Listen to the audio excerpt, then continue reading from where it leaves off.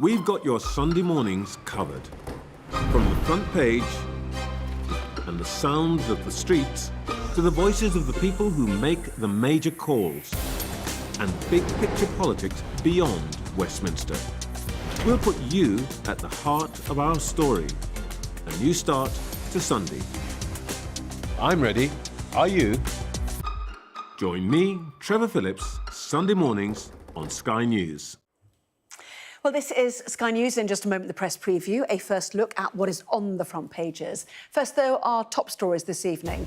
President Zelensky has admitted Ukraine is unable to push Russian troops out of Crimea and said diplomacy is the only remaining option to get Moscow to withdraw its army. A husband described as one of France's worst sex offenders is to be sentenced tomorrow as the verdicts for all 51 defendants come back in the Giselle Pellico mass rape trial. And inflation has risen to its highest level in 8 months, up from 2.3% in October to 2.6% in November, driven by the rising cost of petrol and groceries.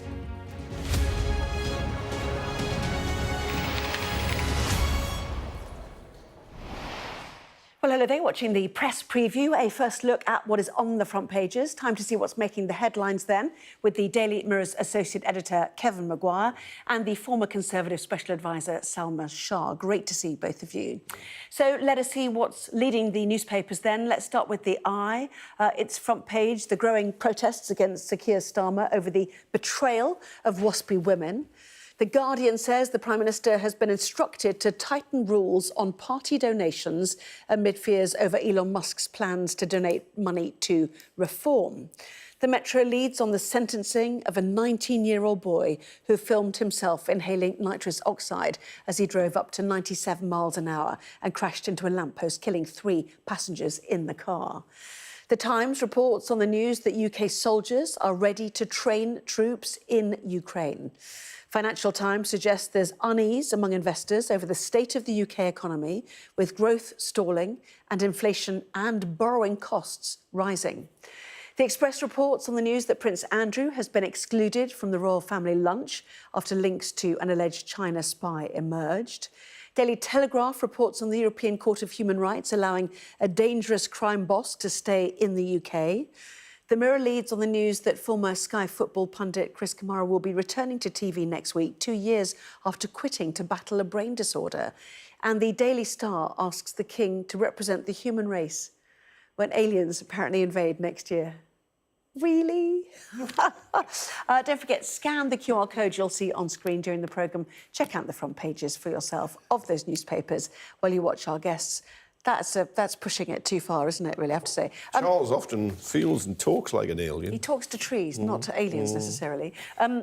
Yeah, lots of different newspaper front pages, let's be honest about it. But let's kick off with the Times on Ukraine, because it's proving quite interesting at the moment, isn't it? We know Zelensky is in Brussels, meeting EU leaders, in fact, including David Lammy. Locked-in meetings tonight, we're told, including the NATO Secretary-General, Mark Rutte.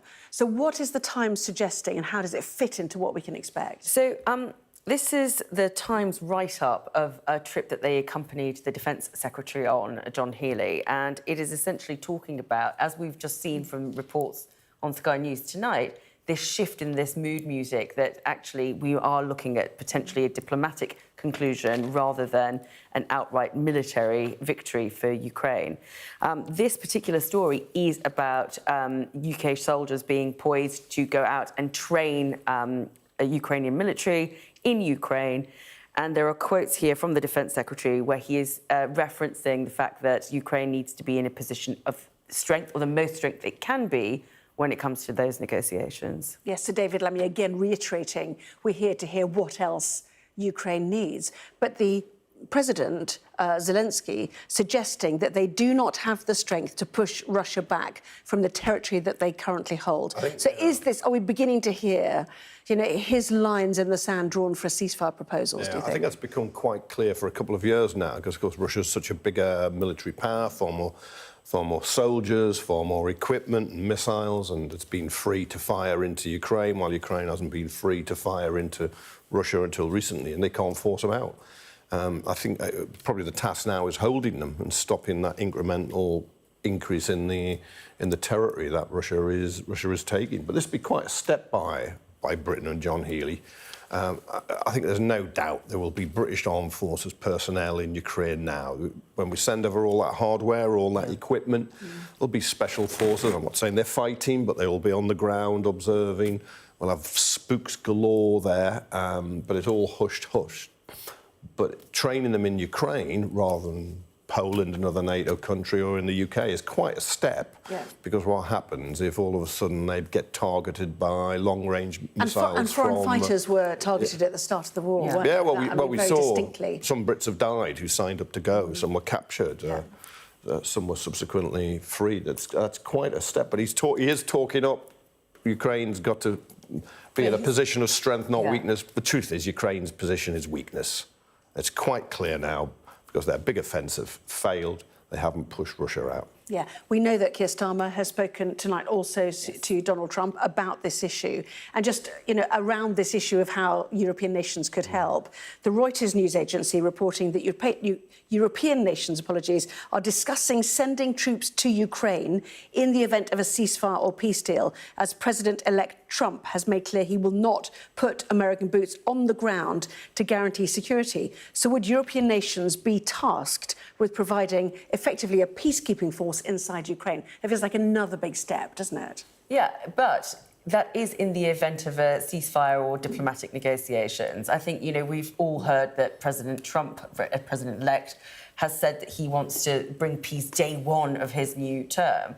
So really, that's another big factor in the change of the sort of parameters around this conflict, is that the American support, which was always lukewarm, I think is going to be quite cold now when we have a new president that takes office.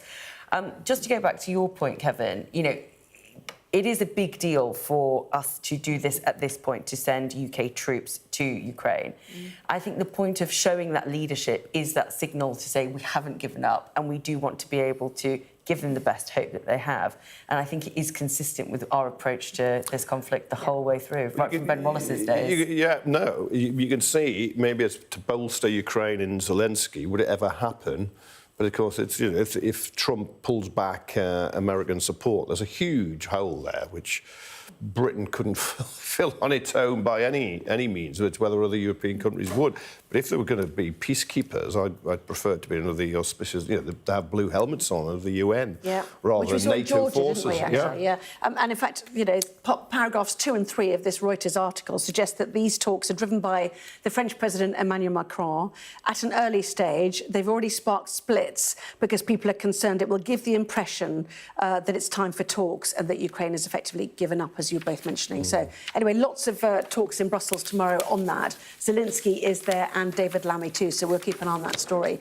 In the meantime, shall we move on to the next one? Starmer's Chief of Staff. This is after the conversation, I suppose, with Trump. Sent on a secret mission to woo Trump. Kevin? Yeah, Morgan McSweeney been to Florida, met Susie Wiles, who masterminded the election campaign for Trump, and also going to be Chief of Staff. Mike Waltz, the National Security Advisor, Jonathan Powell, the National Security Advisor, went along, and you can see there's just this huge effort now to try and woo Trump and his camp in any way they can. It's why Starmer had the phone call today. It's why they wheel out King Charles, Prince William, using flattery.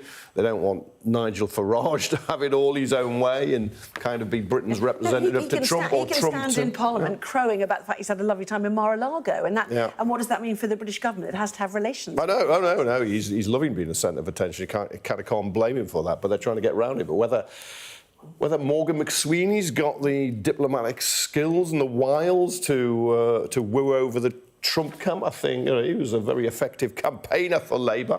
The Susie Wiles, as it goes, that's who he's going to see. Is it really well, there is precedent for this, because during Theresa May's term, which was the last Trump presidency, you remember, we had the co-chiefs of staff who also, I think I'm not sharing anything indiscreet here, went over... Don't be as indiscreet as you like, yes, please. I did go over to Washington to meet Rance Priebus, who was then President Trump's chief of staff. So you do have this kind of like staffer-to-staffer engagement at some point. And it's quite correct that Jonathan Powell's out there as the National Security Advisor because we have so much in common. The one thing I do find strange about this is that Morgan McSweeney, however successful he has been, is a political campaigner. This requires a different kind of deft handling that normally you would have, you know, people who've been really involved in intelligence and security, military and defence. So I'm just hopeful that actually there was a whole bigger team there that was representative, really, of the apparatus of the British state and not just a political appointee. Interesting. In the meantime, talking of money flowing from Mar-a-Lago and those who surround themselves with it, The Guardian says the Prime Minister is told to tighten rules on party donations amid fears over how much money Musk will splash towards reform. Yeah, the Electoral Commission, the official UK election watchdog, calling the chief exec seems to be calling for a cap on donations. I've always thought that is an issue, but it's also with Elon Musk threatening to give 78 million to reform effectively by the next election, which he could do to some extent through X, his company here, because he can give money through companies, although its profit was only 8 million. Yeah. So he couldn't just give the rest. He'd have to become very profitable very quickly or buy something. But I've always thought you should have to be a British citizen and on the British electoral register to give money, not just to be from abroad, come and set up a company and then say you can just spend. Yeah, do you mind if I move on? Yeah, please. Just because we're running out of time and I do want to get to the next story. Financial Times, Britain's borrowing costs mount as stagflation fears haunt... what was I expecting?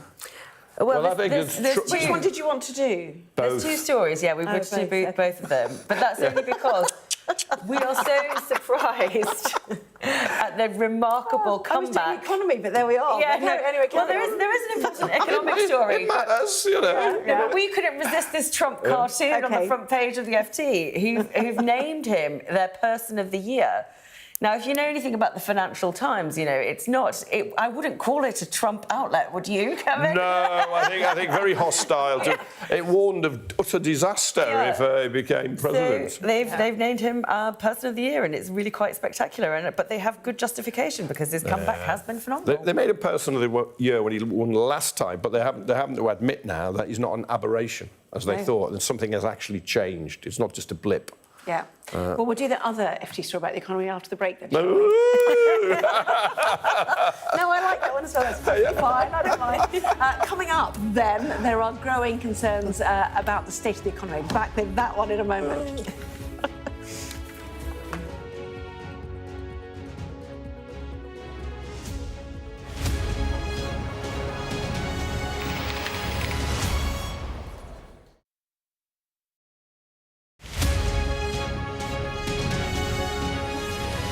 They were prepared for protest, but not on this scale. How difficult is this to police tonight? Off the scale. I'm Dan Whitehead, Sky News' West of England and Wales correspondent. The last smoke and steam rises into the sky above Blast Furnace 4. Today is a day in history. Sky News, get the full story first, free, wherever you get your news. Our app gives you the very best of Sky News wherever you are. Breaking news, videos, analysis, up at 6%. Podcasts, watching us live. Joins us live. All in one place, and all at just the touch of a screen. The Sky News app. Get the full story first. I'm Katie Spencer and I'm Sky News' arts and entertainment correspondent. When you think of Glastonbury, it's mud you want and music. They're going to cross to us live in a minute. Okay. We always were capable of doing this. Oh, they're wonderful children as an audience. Who did that? Maverick, here on the red carpet. I'm so excited. Hello. We take you to the heart of the stories that shape our world. Nor have I ever struck any woman in my life. There's this illusion of power. Are you feeling well? I remember covering the Oscars and that now infamous moment, the Will Smith slap. You can tell from these crowds just how excited people are for the return of Fly. These actors actors playing the lead roles were born long after the Sex Pistols broke up. As a team, we've interviewed some of the biggest stars in the world. OK, I'll talk to you. Don't leave me! Yeah, OK. There's no easy goodies. There's no easy baddies. Thank you. Thank you. Bye. The holidays just got merrier and brighter. It's been everything you'd expect and hope for. Feast your eyes on our favourite time of the year with gifts galore, magical moments, and holiday cheers. Snappy and certain, right on the line! Premier League festive fixtures. Premier League festive fixtures on USA.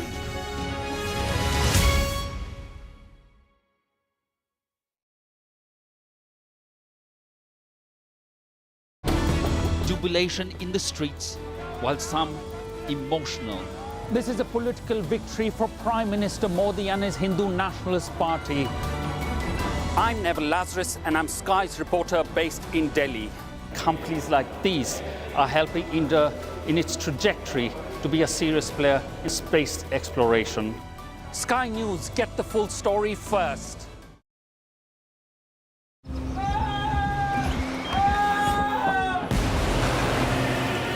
Significant day of this conflict. They keep telling us that they want aid. And this is what's left of it.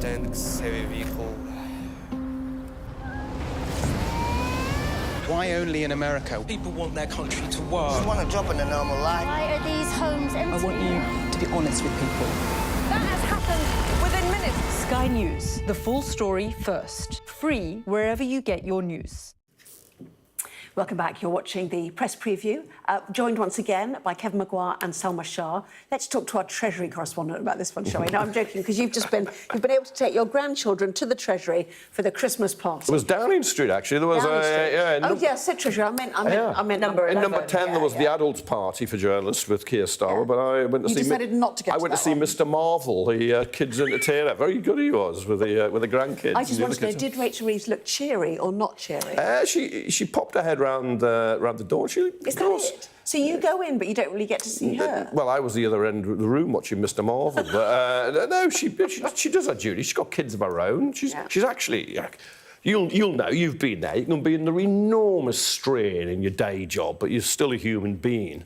And you'll still find times to smile and whatever. No, you all right, you didn't. I'm just thinking, I was never invited to any nice parties. When I was thinking, every time I went up to number 10, it was probably because I was getting into trouble for something. Getting told off. I don't have fond memories of Mr. Marvel. Well, let's look at what's on the balance sheet for said Ms. Reeves, then, shall we? Is the Financial Times, which is talking about the cost of stagflation. Clearly, we've had inflation figures. The prospect of interest rate cuts look depressing for some people. February at the earliest they're talking about, possibly. But anyway, stagflation is a concern now because we have what? Yeah, well it's when stagflation is when the economy doesn't grow but you have inflation, and of course the FT's been looking at gilts and how much the government has to pay the city effectively to borrow money, and they've gone up. They're far higher than they are in, say, Germany now. And we saw that uptick in inflation at 2.6. The economy, the latest month that was recorded, actually shrank 0.1%.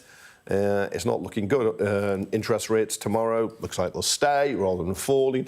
Although it is fair to say that wages, regular pay, is going up 5.2%, which is partly driving inflation. Yeah, well, yes, but it means your living standards are increasing. If you're in work and you're getting the average pay rise, and of course some people won't, some people get more. Yeah. Well, except that if inflation keeps going up, if it keeps going up, then you don't really feel the benefit of it. But the forecasts from the OBR and the Bank of England aren't for it to go up massively. It's gone up. Look, it was 1.7 not so very long ago. It's 2.6 now. It'd be much better if it was 1.7. Yeah. I'm not arguing against that.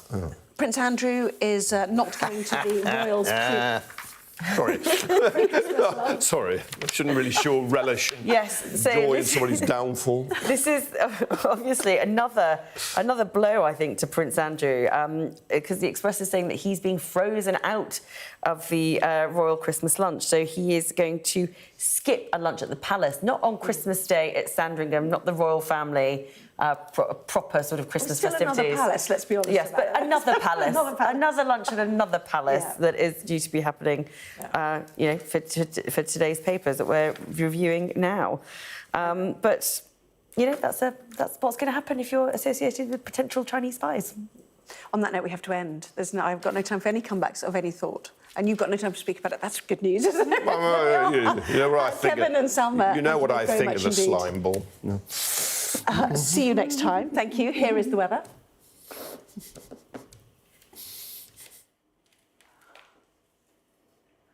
So high pressure will keep things fairly settled this week, if cold, but for some there will be a lot of cloud around. England and Wales will have a rather cloudy and breezy start tomorrow, with drizzly outbreaks in the south. Elsewhere, widespread sharp frost under clear skies, some freezing fog patches, that fog slow to lift through the morning. Well, our press preview continues in Sky News at 11. President Zelensky says Ukraine can't dislodge Russian troops from the land they currently occupy. Diplomacy is the only remaining option.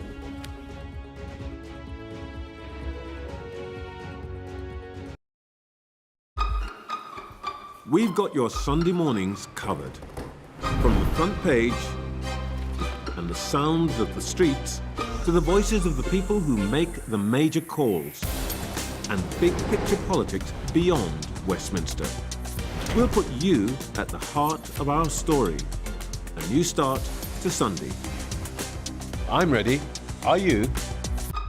Join me, Trevor Phillips, Sunday mornings on Sky News. Jubilation in the streets, while some emotional. This is a political victory for Prime Minister Modi and his Hindu Nationalist Party. I'm Neville Lazarus and I'm Sky's reporter based in Delhi. Companies like these are